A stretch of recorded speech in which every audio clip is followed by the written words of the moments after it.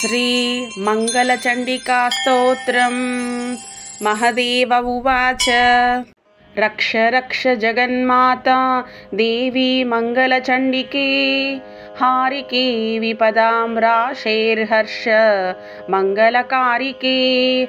हर्षमङ्गलदक्षे च हर्षमङ्गलचण्डिके, शुभे मङ्गलदक्षे च शुभमङ्गलचण्डिके। मङ्गले मङ्गलार्हे च सर्वमङ्गलमङ्गले, सतां मङ्गलदेवी सर्वेषां मङ्गलालये। पूज्ये मङ्गलवारे च मङ्गलाभीष्टदैवते, पूज्ये मङ्गलभूपस्य मनुवंशस्य सन्ततम्। मङ्गलाधिष्ठातृदेवी मङ्गलानां च मङ्गले, संसारे मङ्गलाधारे मोक्षमङ्गलदायिनी।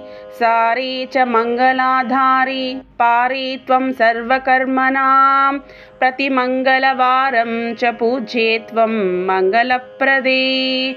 स्तोत्रेणानेन शम्भुच्च स्तुत्वा मङ्गलचण्डिकां, प्रतिमङ्गलवारे च पूजां कृत्वा गतः शिवः। देव्याच्च मङ्गलस्तोत्रं यः शृणोति समाहितः, तन्मङ्गलं भवेच्च स्वन्न भवेत्तदमङ्गलम्।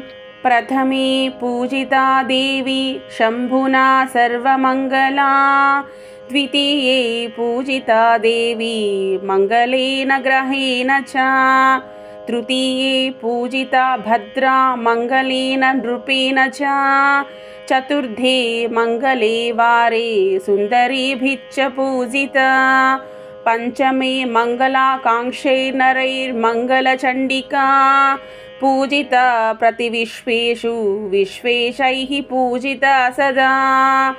ततः सर्वत्र सम्पूज्य सा बभूव सुरेश्वरी, देवादिभिश्च मुनिभिर्मनुभिर्मानवैर्मुनि। देव्याच्च मङ्गलस्तोत्रं यः शृणोति समाहितः, तन्मङ्गलं भवेच्च स्वन्न भवेत्तदमङ्गलम्। वर्धन्ते तत्पुत्रपौत्रा मङ्गलं च दिने दिने। इति श्रीमङ्गलचण्डिकास्तोत्रं सम्पूर्णम्।